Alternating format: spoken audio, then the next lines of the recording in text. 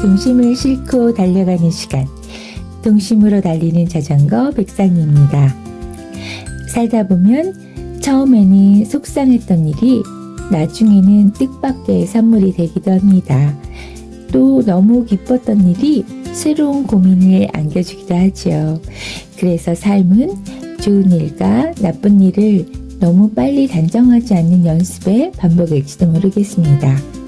오늘은 이런 삶의 지혜를 아이들이 읽을 수 있는 따뜻한 그림책으로 풀어내고 계신 황진수 작가님과 함께합니다. 맑은 햇살이 환하게 비치는 느낌, You are the sunshine of my life를 듣고 오래된 고사성어가 아이들의 마음속에서 어떻게 새로운 이야기로 표현하는지 황보양선 보이스 액터와 함께 만나보겠습니다.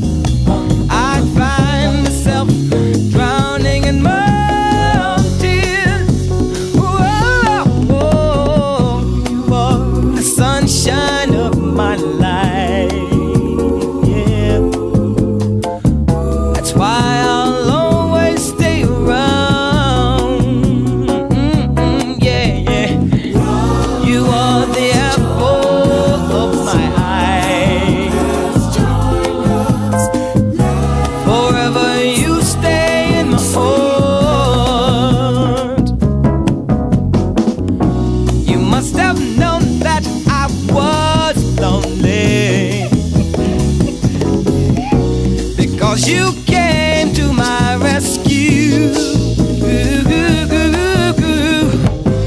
and I know that this must be heaven. How could so much love be inside of you? Oh, you are the sunshine of my life, yeah. That's why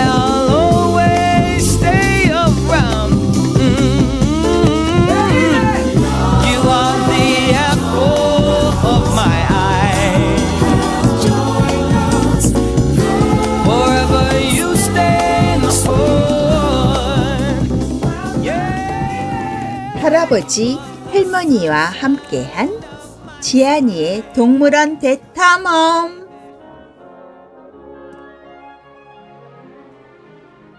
뚱보 아저씨 하마. 뚱뚱한 하마가 열심히 밥을 먹더니 물속으로 풍덩. 그러고는 커다란 입을 쩍 벌리며 하품을 했어요. 우와, 할아버지, 저 하마 입하고 이빨 좀 보세요. 정말 커요. 하마도 배가 부르니 졸리나 보지. 저렇게 입을 벌리고 하품을 하니. 하마는 몸무게가 2톤이나 되어 둔해 보이지만 달릴 때는 진짜 빠르단다. 탱크 같은 코뿔소. 어미 코뿔소와 새끼 코뿔소가 서로 마주보고 장난을 치고 있어요. 할아버지, 저 코뿔소는 진짜 탱크 같아요. 코에 난 뿔도 멋있게 생겼어요. 코뿔소 코는 뼈와 다르게 피부에서 자라는데 싸우거나 자기 몸을 방어하는 데 사용하지. 코뿔소는 초식동물로 어미와 새끼가 함께 생활하며 주로 밤에 활동하는 야행성 동물이지. 라이언킹 심바. 사자 우리 안에는 라이언킹과 닮은 숫사자와 암사자가 햇볕을 쬐며 장난치고 있었어요. 쉬, 할아버지, 라이언킹 심바가 그 친구 랄라와 옆에서 장난치고 있어요. 정말? 여기서도 진하게 서로 장난치고 있네. 할머니, 심바는 무파사 아들이에요. 얼룩무늬 표범. 얼룩무늬 표범이 지안이 앞으로 성큼성큼 다가왔어요. 무섭게 눈빛을 반짝이면서 표범이다. 정글북에서 표범박이라는 까만색인데 이 표범은 얼룩무늬 표범이에요. 이쪽으로 오고 있어요. 우리 지안이 표범이 무서워. 걱정 마. 유리벽 때문에 넘어올 수 없단다. 방금 들으신 이야기는 황진수 작가님의 할아버지, 할머니와 함께한 지안이의 동물원 대탐험이었습니다. 아이와 함께한 하루가 한 권의 그림책이 되고 그 그림책이 다시 누군가의 마음에 따뜻한 기억을 남긴다는 점이 참 인상 깊습니다. 이제 황진수 작가님을 모시고 이야기 나눠보겠습니다. 작가님 안녕하세요. 네, 안녕하세요. 네. 고사성화 그림책 작가 황진수입니다. 네, 반갑습니다. 먼저 작가님, 청취자분들께 작가님의 소개를 많이 좀 이야기 좀 해주셨으면 좋겠습니다. 예. 저는 6.25 전쟁, 휴전협정이 체결된 지 얼마 지나지 않은 1950년대 중반에 우리나라 제2의 도시인 부산에서 태어났습니다. 아버님이 군 생활 때문에 이동이 잦았기 때문에 저는 주로 할아버지, 할머니 사랑을 받으며 어린 시절을 보냈죠. 저희 때는 중학교, 고등학교 지나가려면 모두 입학시험이 있었던 때에 있는데 아버님이 군 예편하면서 서울로 이사를 오게 되면서 서울에서 중학교 시험을 보고 지나가게 되었습니다. 그 이후로 쭉 이제 서울에서 살게 되었습니다. 고등학교를 거쳐서 대학에서는 제가 영어 교육하고 경제학을 전공했고요. ROTC 16기 포병장교로 인간해가지고 군 생활을 했고 육군본부와 교육사령부에서 근무를 마쳤습니다. 이후 대학원에서 이제 경제학과 컴퓨터공학을 전공하고 정보통신 기업에서 이제 일하게 되었는데 지금은 인터넷이 굉장히 보편화됐습니다만은 네. 데이터 통신이 굉장히 생소하던 시절에 혹시 천리안 서비스라는 얘기를 들어보셨나요? 네, 예. 들어봤어요. 예, 우리나라 최초 DB 검색 시스템이죠. 네. 당시에 정부의 방관 반민 지원으로 데이콤이라는 회사를 만들었는데요. 이 회사에서 그 서비스를 담당하였죠. 저도 데이콤에서 이제 오랜 기간 근무하면서 이러한 데이터 통신 서비스뿐만 아니고 지금 우리가 전화, 이동통신하고 있는 음성통신 전화 서비스의 경쟁 체제 예. 도입을 하는데 굉장히 노력을 많이 기울였습니다. 그래서 여러분 혹시 뭐 TV 광고에 국제전화 002, 뭐 네. 시외전화 082 네. 뭐 이런 네. 얘기 들어보셨죠? 네, 들어봤습니다. 그게 바로 제가 했던 일입니다. 그래서 우리나라에 처음으로 전화에도 경쟁을 도입해서 일반 소비자들의 복리 증진과 그다음에 서비스 다양화에 일조했다는 자부심을 저도 가지고 있습니다. 인생 이제 후반기에 접어들면서 이제 가장 뜻깊게 몰두하고 있는 작업은 바로 미래 세대를 위한 그림책 시리즈 집필인데요. 이제 그림책이요? 네. 그러면은 작가님, 혹시 이렇게 오랜 시간 치열한 현장에 계시다가 인생 후반기에 지금 그림책을 말씀하셨는데요. 이렇게 그림책을 쓰게 된 어떤 계기와 또 그림책 작가가 되어야겠다고 마음먹은 결정적인 어떤 계기가 있지 않았을까요?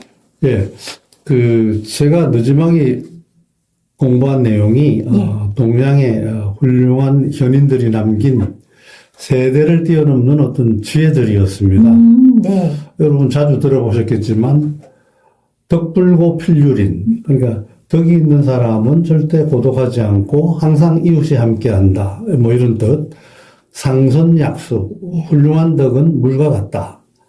그 다음에 뭐 우리 제갈 공명이 얘기한 담백명지 영정치원, 뭐 마음이 담백하면 뜻을 밝힐 수 있고 마음이 고요하면 멀리까지 이룰 수 있다라고 하는 그러한 지혜들을 공부하면서 스스로 그 마음의 평정을 찾고, 제가 그동안에 경쟁적인 경영 현장에서 일하며 느끼고 삶의 목표로 삼았던 이 돈이라든지 명예라든지 지위, 이런 것들이 과연 지금의 나를 행복하게 했는지를 돌아보는 계기가 되었죠.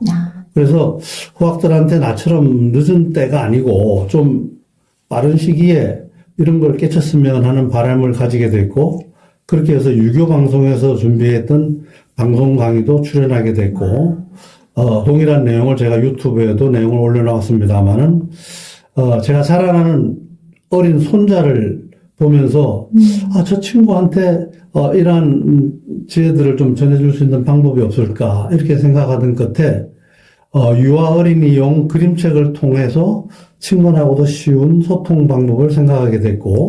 네. 그러면 작가님, 그 손자 지환이와의 어떤 추억이 담긴 첫 그림책으로 이어진 게 맞는 건가요, 혹시? 예, 그렇죠. 그래서 이제, 제가 그림책을 그리게 됐고, 네. 손자 지안이와 동물원 추억을 그림책으로 만들게 됐죠. 그러면은 그 동물원에 관계된 책을 집필을 하시면서 어떤 장면이 가장 오래 마음에 남아 있으셨는지 궁금하네요. 예. 저와 이제 손자 지안이가 지난 2년 사이에, 제가 지금 5살입니다. 네. 2년 사이에 과천 서울동물원에 간 것이 한 10번은 되는 것 같아요. 그러니까 워낙 동물들을 좋아하고 갈 때마다 아이가 느끼는 감정이 달라 보였고, 동물 사랑하는 마음이 점점 깊어지는 것 같은 그런 느낌이었습니다. 그래서 특히 지안이가 좋아했던 영상이 라이언 킹과 정글북이었는데, 그 라이언 킹에 나오는 그 수사자, 무파사라든지 심바, 그 다음에 친구인 날라를 둘러싼 세상을 살아가는 이치, 그 다음 정글북에 나오는 소년의 모글리라는 소년이 호랑이 시역한과 어떻게 겨루게 되는지, 그리고 곰, 표범 같은 동물들하고 어떻게 교감을 하는지, 이런 것들이 굉장히 인상 깊게 느껴졌던 것 같아요. 이제 겨우 5살이지만 지금 동물원을 가면 지도를 보면서 지가 코스별로 길을 찾아갈 정도로 굉장히 익숙해졌어요. 그래서 갈 때마다 반드시 찾는 우리가 사자 우리, 호랑이 우리, 표범 곰 우리 등입니다. 집에 그 동물 피규어들이 가득한데요. 항상 그 동물원을 나올 때면 아버지 다음에 또 오자 하며 약속을 기약하곤 했죠. 예. 그러면 동물원과 작가님과 손자 지안이가 하나의 매개체가 된 건 동물원이다. 그렇죠. 네. 그러면 작가님, 혹시 제가 이렇게 손자 지안이 얘기를 듣다 보니까 작가님께서 어린 시절 할아버지, 할머니 손에서 성장하셨다고 아까도 말씀하셨는데, 그 기억이 지금 손자를 바라보는 마음과 또 혹시 이게 연결되었고 이어져 있다고 느껴지시나요? 예, 제가 이게 어릴 때 기억을 자꾸 이렇게 뒤돌아보면 부모님하고 살았던 기억은 별로 없고 할아버지, 할머니 기억만 자꾸 나요. 그러니까 아마 저기 부모님하고 떨어져 살아서 아마 그랬던 것 같습니다. 근데 하여튼 제가 외동 아들에서 난 첫 손자였기 때문에 유독 저희 할아버지 할머니가 저를 사랑을 많이 했던 것 같습니다. 제가 지금 우리 손자를 바라보면 그동안에 그렇게 기다리고 10년간 제가 기다렸거든요. 저도 아들이 하나밖에 없는데 그 아들한테서 손자 나기를 10년을 기다려서 얻은 손자였기 때문에 그런 느낌을 가지는지 모르지만 하여튼 우리 할아버지 할머니하고 똑같은 그런 감정이 아닐까 하는 생각을 하고요.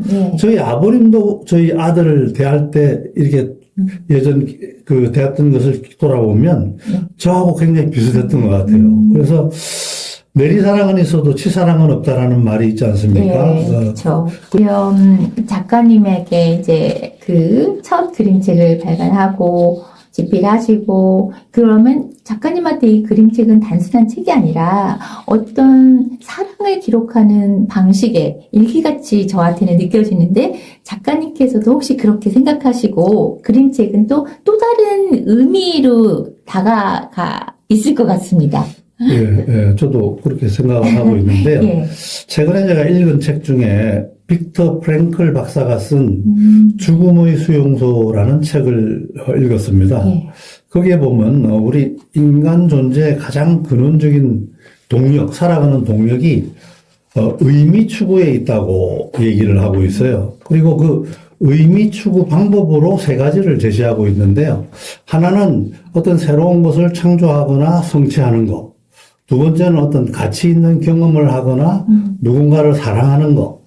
세 번째는 피할 수 없는 고통에 떳떳하게 맞서는 선택을 함으로써 어떤 삶의 의미를 추구할 수 있다. 이런 내용이 나옵니다.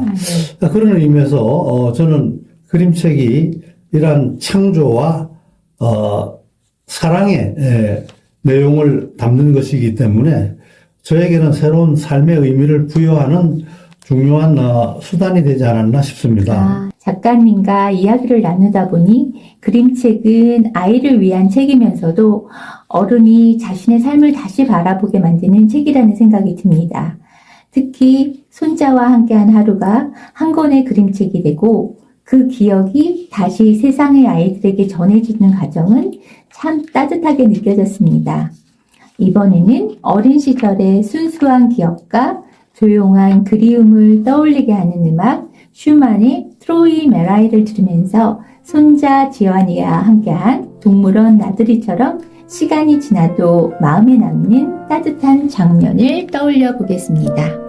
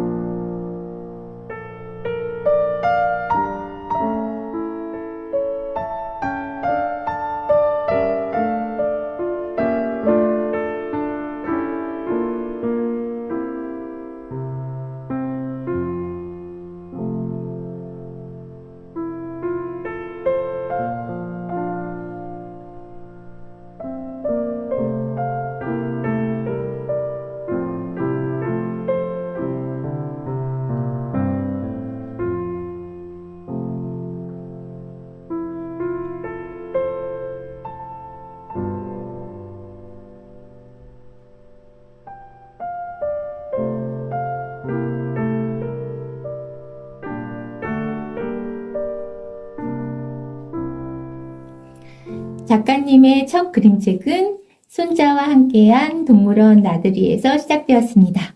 그런데 그 사랑이 손자에게만 머무르지 않고 세상의 아이들에게 전하고 싶은 이야기로 넓혀졌다는 점이 저는 참 따뜻하게 다가옵니다. 지아니의 동물원 대탐험에는 기린, 코끼리, 하마, 수달 등 여러 동물들이 등장합니다. 실제로 손자 지아니가 가장 좋아했던 동물이 있었나요, 작가님? 예, 아까도 말씀드렸지만, 저하고 손자 지한이는 그 동물 피규어를 가지고 라이언 킹과 정글북 놀이를 집에서 자주 했습니다. 예. 그래서인지, 사자, 그 중에서도 숫사자를 무척 좋아하고요. 또 정글북에서 주인공 모글리의 동물 친구들인 그 바기라라고 나오는 표범, 그리고 발루라고 나오는 곰을 특히 좋아하죠. 그리고, 모글리 아버지를 죽이고, 모글리마저 괴롭혔던 호랑이 시어칸을 굉장히 미워합니다. 그리고 항상 그 점잖은 숲속의 신사 역할을 했던 코끼리도 굉장히 좋아하는 동물입니다. 예. 그럼 책 속에서 그 작가님이 책 속에서 나오는 그 할아버지가 보면은 저는 동물에 대한 설명도 잘해주시고 아이의 질문에 다정하게 또 받아주시는데 작가님도 혹시 좋아하는 할아버지 아니면 또 좋은 어른의 모습이 작가님한테는 어떤 모습으로 사실 아이들에게 이렇게 대하고 싶다는 그런 멘토가 있나요? 참 어려운 질문인데요. 그러니까요. 예. 근데 제일 중요한 거는, 우리 어른의 잣대와 기준으로 애들한테 다가가서는 안 될 것 같아요. 그렇죠. 아이들의 눈높이에서 아이들의 생각을 이해하려는 마음을 가지는 게 제일 먼저일 것 같고요. 그들이 감정에 공감을 표하고 있는 그대로 들어주고 인정해 주는 것부터 시작하면 서로 교감의 길이 열리지 않을까 싶습니다. 그리 되면 이제 아이도 마음을 열고 이제 자신의 이야기를 들려주고 소통을 통해서 스스로 깨닫게 되는 순순한 영향을 미치게 되는 것 아닌가 싶습니다. 그래서 좋은 할아버지, 좋은 어른의 모습이란 어떻게 보면 가만히 들어주고 웃어주고 격려해주면서 인정해주는 모습의 어른. 아이가 도움을 요청할 때까지는 기다려주는 어른의 모습. 이게 좋은 모습이 아닐까 싶습니다. 참 어려운 모습이죠. 예. 손자 지안이가 그 할아버지가 소중하게 만들어준 그 그림책을 보고 처음에 보였던 반응도 전 되게 궁금합니다. 어떤 이야기를 해주셨나요, 혹시? 저도 참 좋았었는데요. 그림책 그 장면이 실제로 자기하고 다녔던 추억들이기 때문에 굉장히 좋게 다가온 모양입니다. 그래서 그림책을 가지고 자기가 다니는 유치원에 가서는 선생님한테 굉장히 자랑도 하고 유치원 친구들 다 모아놓고 함께 그림책을 보면서 읽었다고 합니다. 제가 언제 손자 유치원 하원을 시키려고 엄마 대신 이제 유치원에 갔더니 선생님께서 이제 지안이가 저를 이제 처음 봤으니까 지안이가 보여준 그림책 작가 할아버지 아니시냐고 이렇게 선생님이 저한테 물어봐요. 그래서 저도 깜짝 놀랐습니다만은 손자 홍보 덕분에 즐거웠습니다. 그러셨구나. 그러면 손자를 향한 사랑이 결국은 세상의 아이들을 향한 따뜻한 시선으로 지금 확장되신 것 같고, 그럼 작가님께서 이 그림책을 통해서 세상 아이들에게 가장 전하고 싶은 마음은 무엇인가요? 제가 유학을 했으니까, 우리 공자님이 말씀하신 것 중에 보면, 기소불욕 물시의인, 즉, 자기가 원하지 않는 일을 남에게 시키지 말라 하고 하셨어요. 이게 딱 한마디, 인생을 살면서 딱 한마디로 교훈 삼을 말이 있다면 무엇입니까? 라고 했을 때 이 말을 하셨거든요. 근데 예수님은 또, 그러므로 남이 너에게 해주기를 바라는 대로 너희도 남에게 해주어라. 이것이 율법과 예언서의 정신이다. 라고 하셨죠. 그래서 제가, 손자가 어떤 부귀영화나 명예를 추구하는, 냉혈한 인간으로 성장하기보다는, 오히려 따뜻한 인성을 가진 한 인간으로서 성장하기를 바라는 마음이 제일 간절합니다.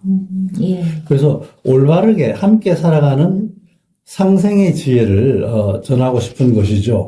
그래서 이는 곧 그 같은 또래의 다른 아이들도 그렇게 성장하기를 바라는 마음과 연결이 되는데요. 그래서 그런지 요즘 엘리베이터나 길에서 손자 또래 아이들을 보면 너무 예쁘고 저절로 웃음이 나와가지고 너 몇 살이냐 하고 묻게 됩니다. 작가님께서 손자의 맑은 웃음을 보고 인문예술학회 웹진에 쓰신 하부지 창가를 쓰셨다고 제가 좀 들었는데 혹시 그 이야기가 좀 되게 궁금해집니다. 예. 저도 참 학수고대한 손자였는데요. 아들한테 손자 빨리 얻으려고 결혼을 시켜놨더니 10년 동안에 애를 안 낳아가지고 굉장히 제가 실망이 컸었는데 겨우 10년 만에 이제 손자를 봤기 때문에 너무 사랑스러웠습니다. 근데 이심전심인지 그 손자 녀석 역시도 저를 무척 따랐습니다. 그래서 저를 볼 때마다 지금은 할아버지라고 하지만 2살, 3살 때 보면 하부지 하는 소리가 정말 듣기 좋았습니다. 해서 그 주제로 원고를 쓰면 어떨까라고 해서 제가 한번 쓰게 됐고요. 이 원고는 제가 서울고등학교를 나왔는데 서울고등학교 졸업 50주년 기념 책자에도 실렸습니다. 그래서 그 중에 제가 가장 가슴으로 느꼈던 부분만 간단히 한번 읽어드리면 다음과 같습니다. 하부지 창가. 세상에서 제일 듣기 좋은 소리가 아이 웃는 소리라 한다. 왜 그리 말하는 것일까? 아마도 하얀 도화지같이 어떤 사심도 없이 오염되지 않은 순백의 마음에서 나오는 소리이기에 그렇게 느껴지는 것이 아닐까? 요즘 말문이 트이기 시작한 손자 녀석이 나를 볼 때마다 반가워 부르는 아버지 하는 소리가 너무 듣기가 좋다. 그 아이 부르는 소리를 들으면 기분이 절로 좋아진다. 중화는 생략하고요. 네. 매주 2번 만나는 손자 녀석의 해맑은 눈망울에서 희망의 빛을 본다. 나이 들어가며 웃을 일이 하나둘 사라져갈 즈음 기쁨으로 다가와 준 손자 녀석이 너무나 고맙고 사랑스럽다. 저절로 감사와 무탈을 바라는 기도를 올리게 된다. 집안에 활기가 돌고 웃음꽃이 핀다. 아이들 향한 사랑이 결국 세상을 향한 다정함으로 넓어지는 느낌이 가득해집니다. 맑고 고요한 목소리 안에서 삶을 다시 바라보는 작은 위로를 함께 느껴볼 수 있는 페리 스미스의 어메이징 그레이스를 음악을 듣고 작가님의 또 다른 작품 슬픔과 기쁨은 자리를 바꾼다. 세용지마를 듣고 오겠습니다. Amazing grace, how sweet the sound that saved a wretch like me. I once was lost, but now am found, was blind.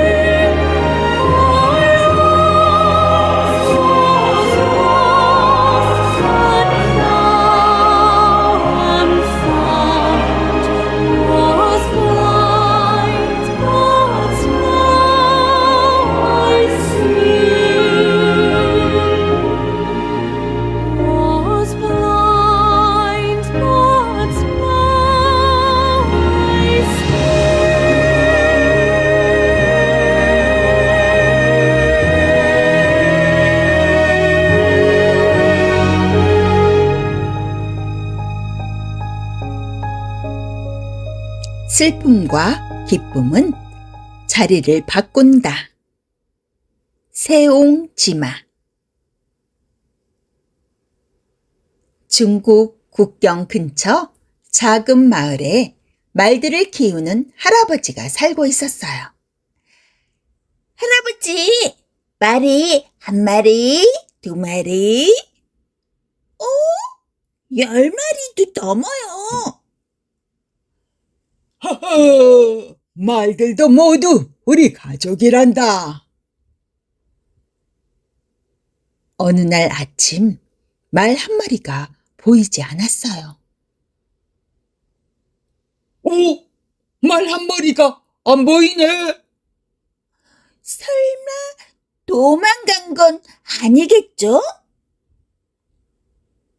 이웃들은 모두 할아버지를 걱정했어요. 말이 없어져서 큰일이네요. 너무 슬프시겠어요. 좀 기다려보죠. 혹시 좋은 일이 생길 줄 누가 알겠소? 며칠 뒤 사라졌던 말이 친구 말들을 데리고 집으로 돌아왔어요. 우와! 없어졌던 말이 친구들을 데리고 왔어요. 이건 완전 행운이네요. 마을은 갑자기 축제 분위기가 되었어요. 복이 저절로 굴러들어왔네요. 기쁜 일이 있어도 너무 들뜨지 말아야 해요. 할아버지 아들이 새로운 말을 보고 말타기 도전에 나섰어요. 아버지, 보세요. 이 말 정말 빨라요. 하늘을 나는 것 같아요. 조심해. 천천히 타거라. 그런데 그만 아들이 달리던 말에서 떨어지고 말았어요. 아이쿠, 과당. 다리가 너무 아파요. 할아버지 아들은 다리를 다쳐 움직일 수가 없게 되었어요. 이번엔 정말 안 좋은 일이 생겼네요. 글쎄, 또 모르지. 이 불행한 일이 어찌 될지. 그때 나라에 전쟁이 났다는 소식이 들려왔어요. 방금 들으신 세옹지마는 아이들에게도 어른들에게도 필요한 이야기였습니다. 어떤 일을 너무 빨리 좋은 일을 나쁜 일로 단정하지 않는 마음. 어쩌면 지금 시대에 더욱 필요한 지혜일지도 모르겠습니다. 작가님께서는 세옹지마뿐만 아니라 연못구어, 고친감래, 우공이상 같은 고사성어를 아이들이 읽을 수 있는 그림책으로 풀어내고 계십니다. 고사성어는 아이들에게 다소 어렵게 느껴질 수가 있습니다. 작가님은 이 오래된 지혜를 아이들의 이야기로 바꿀 때 가장 중요하게 생각하는 점이 무엇이라고 생각하시나요? 예, 아까도 잠깐 말씀드렸습니다만, 예. 아이들 눈높이에 맞추는 것이 네. 가장 중요하죠. 그래서, 옛사람의 어떤 딱딱한 얘기가 아니고, 지금 내 얘기처럼 들리도록 만드는 것이 중요하다고 생각합니다. 네. 예를 들면, 친구 간의 오해와 우정 회복에 대한 이야기라면, 어떤 고사성어에 나오는 복잡한 전쟁이나 나라 간의 동맹 이야기 대신에 좋아하는 장난감을 가지고 다투다가 화해하는 과정으로 구성해냄으로써 아이들이 쉽게 이해할 수 있도록 하는 것이죠. 그리고 한자어를 직역하는 대신에 비유 방법 등을 통해 가지고 상황을 묘사하는 방법이 필요하고요. 네. 그리고 또 아이들한테 중요한 거는 고사성어 내용처럼 너 꼭 이렇게 해야 돼 하고 강요하기보다는 네. 아이들이 스스로 생각하고 공감할 수 있도록 그림과 너레이션을 통해서 유도하는 것이 중요하다고 생각합니다. 세옹지마에서 혹시 가장 중요한 메시지는 좋은 일과 나쁜 일을 쉽게 단정하지 않는 태도라고 말씀하셨고, 요즘 아이들에게 사실 이런 태도가 더욱 많이 필요하다고 저도 생각이 드는데, 작가님은 더 많은 생각을 하고 계실 것 같습니다. 네, 세옹지마의 지혜는 진짜 요즘 세상의 아이들뿐 아니고 우리 어른들에게도 꼭 필요한 지혜가 아닐까 하는 생각이 들어요. 요즘 아이들과 어른들 너나 할 거 없이 유튜브나 게임 또 SNS 등 굉장히 자극적이고 즉각적인 피드백에 노출되어 있는 것이 사실입니다. 예.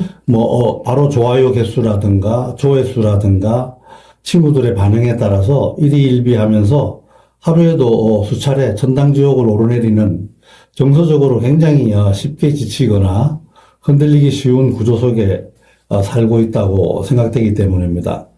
특히 요즘 아이들은 학업이나 어떤 친구 관계 등에서 네. 완벽함을 요구받거나 또 자주 비교당하는 환경과 마주치는 것이 굉장히 많은데요. 그래서 한 번이라도 실수하면 끝이다 라는 굉장히 극단적인 불안감을 느끼는 경우가 많은 것 같습니다. 예. 그 세옹지마는 바로 이런 환경 속에서 우리가 인생을 살아가는데 한 가지 답만 있는 것이 아니라 많은 선택지가 있음을 깨닫게 해주고 예.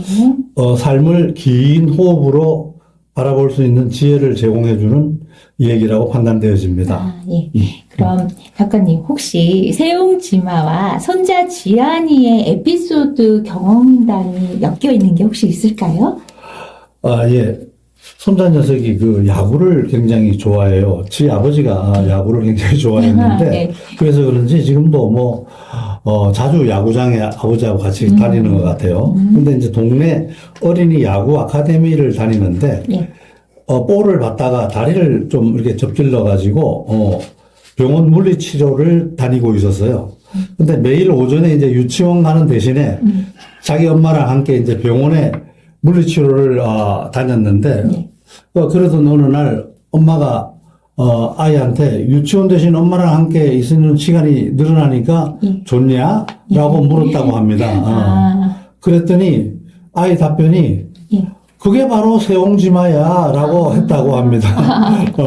5살 난 아이가 입에 세옹지마라는 말을 올렸다는 얘기를 듣고 예. 제가 어렵게만 느껴지는 고사성어도 이 눈높이에 맞춘 그림책이면 아이들에게도 쉽게 다가갈 수 있겠구나라는 확신이 든 거죠. 예.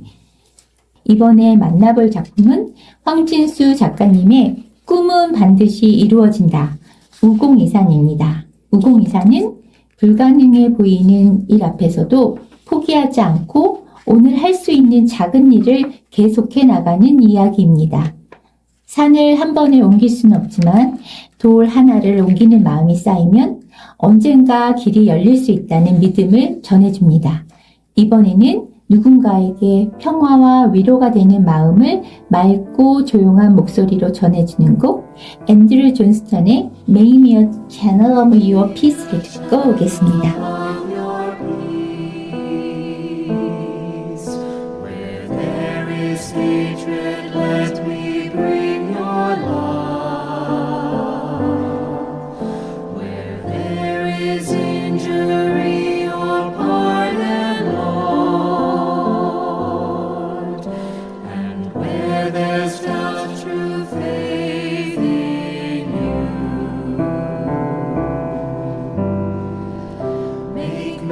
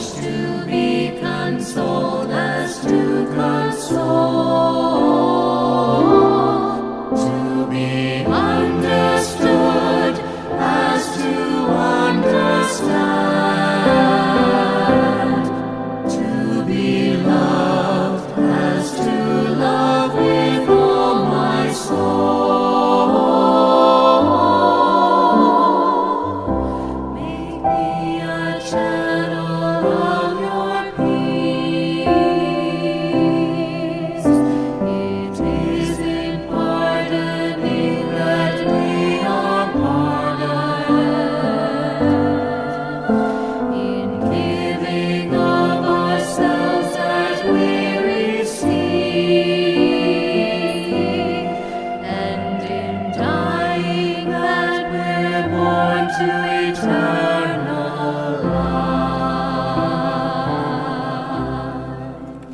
맑고 평화로운 목소리 안에서 누군가에게 위로가 되고 조용히 길이 되어주고 싶은 마음이 느껴지는 곡이었습니다.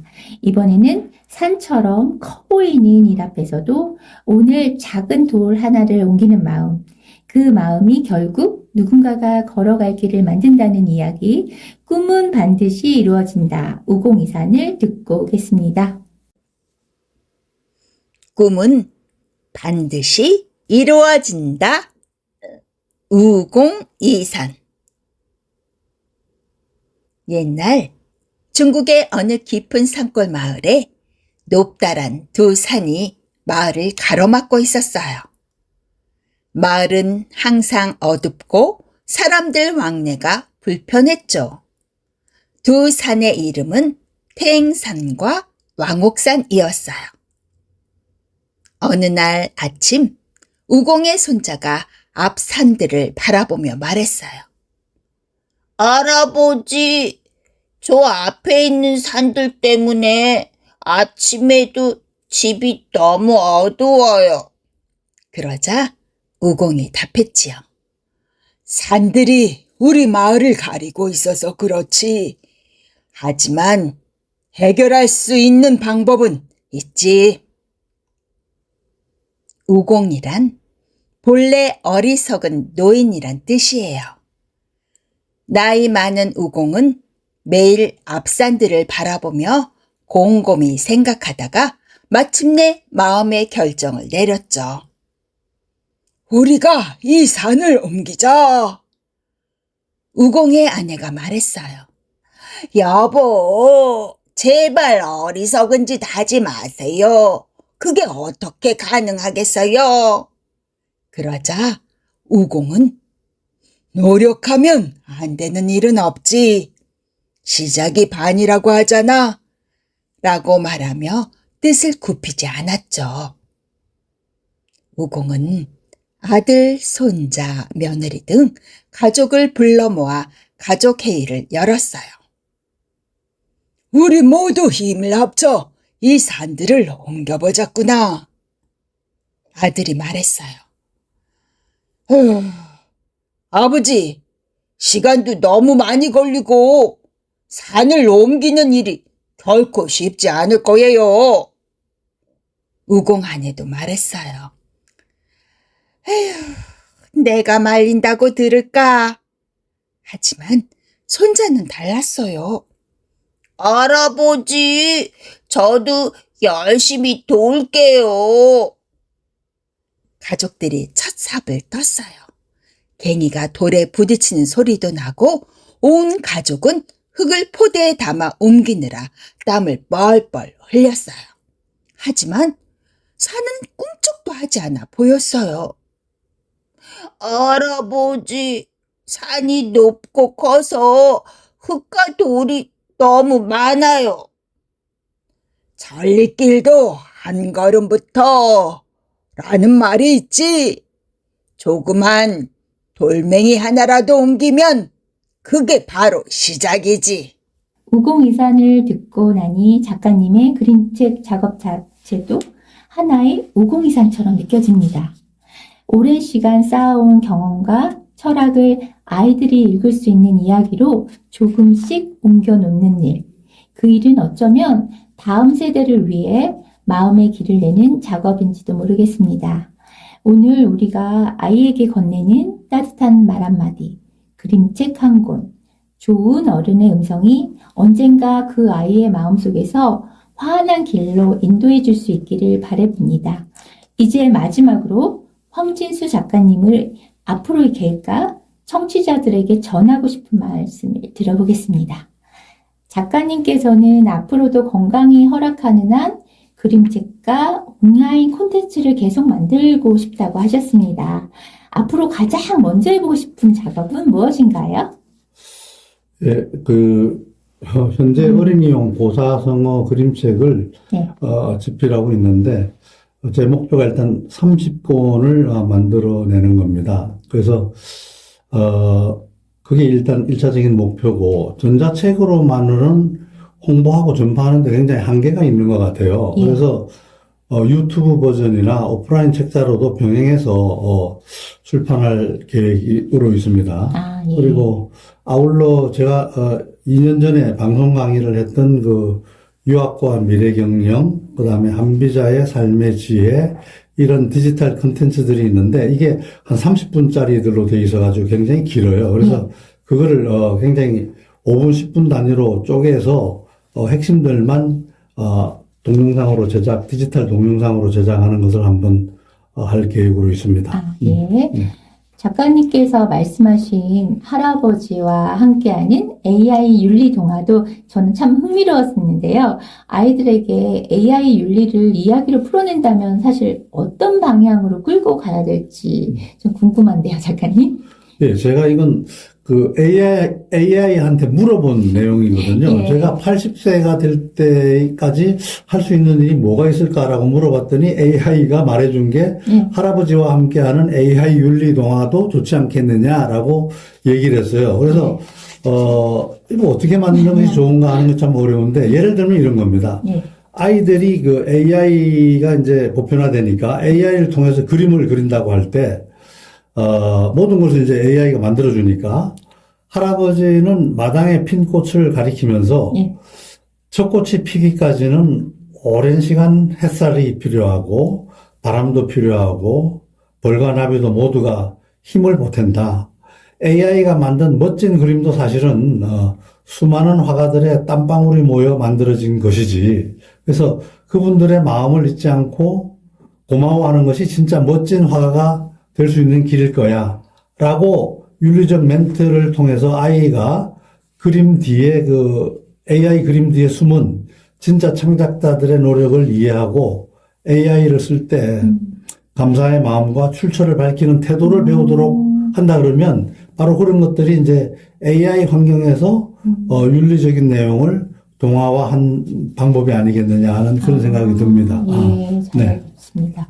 그럼 작가님 혹시 동양 철학을 요즘 아이들은 참 어려워할 것 같은데 그런 동양 철학을 아이들에게 이렇게 전할 때 어떤 점이 조금 조심해야 되고 어떤 점을 좀 더 부각시켜야 되고 해야 될까요? 네, 사실 뭐 동양 철학이 어른들한테도 어렵게 네. 느껴질 수 있죠. 수천 년 전과 지금의 시대상은 완전히 다르죠. 그래서 당시의 어떤 신분제라든가 가부장적 질서라든가 혹은 맹목적인 희생을 강요하는 그런 내용들을 가져온다 그러면 아이들은 아마 이질감을 느끼고 들으려고 하지 않을 겁니다. 네. 그래서 과거의 논리를 시대적인 맥락 없이 그대로 가져오는 것은 경계해야 되고 예. 고전에 있는 그 뼈대는 가져오되 오늘날의 아이들이 공감할 수 있도록 어떤 다양성, 상호 존중, 연대감 이런 현대적 가치들을 넣어서 부드럽게 다듬는 것이 필요할 것 같습니다.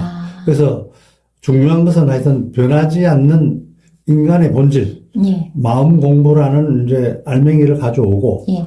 그걸 가지고 이제 피자나 햄버거처럼 맛있게 만들 수 있도록 하는 노력이 필요한 것 같습니다. 아, 예. 그럼 작가님은 혹시 작가님의 팬이나 독자님들에게 어떻게 기억되고 싶으신가요? 예. 이제 온고이지신이라 그러잖아요. 그러니까 옛 것을 익혀서 새로운 것을 안다라는 의미의 말이 있는데 예. 아무리 인공지능과 로봇이 판치는 세상이 온다가 하더라도 사람의 도리가 무너지면 세상은 아마 지옥이 되지 않을까 싶습니다. 저는. 그래서 세상이 바뀌어도 옛 현인들의 어떤 진솔한 이야기하고 고사성어로부터 듣는 지혜는 우리가 인류가 살아있는 한 우리 마음의 자양분이 될 것이라고 저는 믿습니다. 아, 예. 그래서 이러한 지혜들을 현대적 해석을 통해서 자라는 세대에게 재미있게 이제 이야기하고 그림책으로 풀이해주는 고사성어 그림책 할아버지라고 너무 멋지세요. 기억되기를 바랍니다. 예. 작가님 오늘 출연해 주셔서 너무 감사드리고요. 다음 기회에 또 시리즈별로 책이 나오면 또 다른 멋진 작품으로 출연 좀 해주세요. 네. 네, 오늘 감사합니다. 네, 감사합니다. 네. 오늘 동심으로 달리는 자전거에서는 황진수 작가님과 함께 손자와의 추억에서 시작된 그림책, 그리고 고사성어를 통해 우리들에게 전하는 삶의 지혜를 만나보았습니다. 할아버지, 할머니와 함께한 지안이의 동물원 대탐험에서는 아이의 웃음을 오래 간직하고 싶은 할아버지의 마음이 있었습니다. 세옹지마에는 삶을 너무 빨리 단정하지 않는 지혜가 있었습니다. 그리고 우공이산에는 오늘의 작은 노력이 언젠가 누군가의 길이 될 수 있다는 믿음이 있었습니다. 아이들에게 필요한 것은 거창한 교훈보다 곁에서 천천히 들려주는 따뜻한 말 한마디일지도 모르겠습니다. 오래된 말 한마디. 끝곡으로 엘튼 존의 Circle of Life를 들려드리며 동심으로 달리는 자전거는 여기서 인사드립니다. 연출 연홍식, 구성 이영선, 진행 백상희 작가였습니다. 여러분 편안한 밤 되세요. From the day we arrive on the planet and blinking step into the sun, there's more to be seen than can ever be seen, more to do than can ever be done. Some say eat or be eaten, some say live and let live, but all I agree is to join the stampede. You should never take more than you give in the circle of life. It's the wheel of fortune, it's the leap of faith, it's the band of hope. Do we find our place on the path that winding in the circle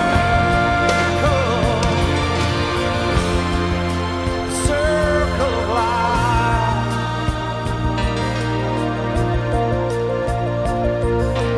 Some of us fall by the wayside, and some of us soar to the stars, and some of us sail through our trouble.